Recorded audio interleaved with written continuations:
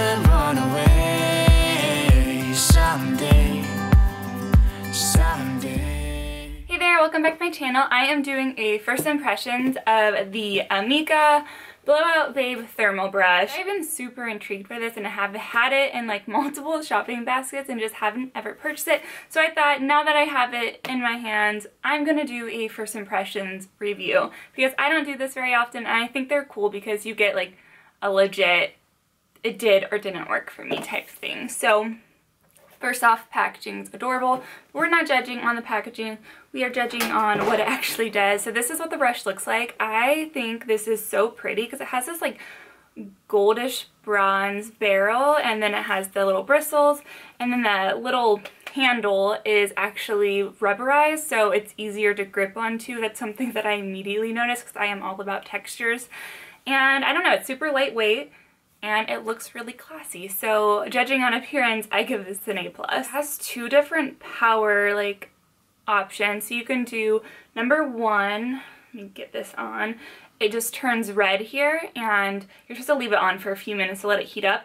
So you can do the red option, which just gives you like volume and curl and whatnot.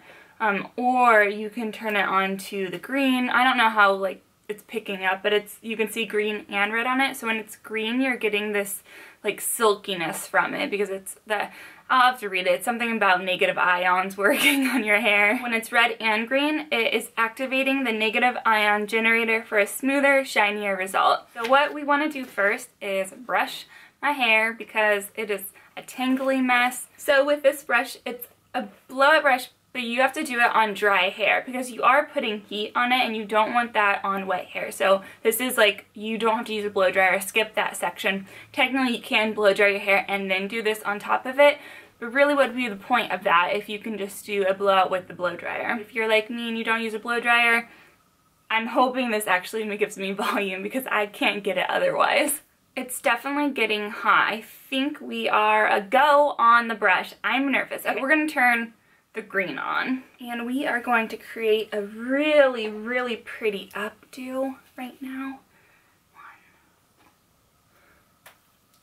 Comment below if you want a tutorial on this part. Nice prom look. Yes, okay. So what you want to do is section it off into, it said the size of like the barrel, so I think this is a pretty good chunk. Yeah. And we are going to just wrap this around and leave it on for a few seconds. Hope that's enough. Oh, no, that didn't work, did it? That did not work. We're gonna try that again, maybe with a different section. Let's do this again. I've been saving you, and you save me too.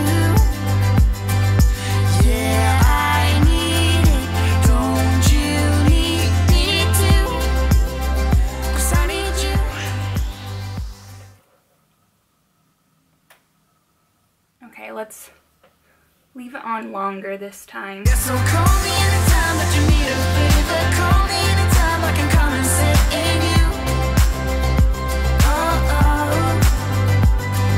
Call me anytime that you need a friend. And call me anytime when you're at a tight end. Oh, I think that worked. Okay, so I actually took the smoothing like portion off. I'm gonna clip that up and just turn it on to like the volume and curl part. I got you, and you got me too. We can always make it through. What we do is what we do. I can take you anywhere, somewhere. We won't be scared.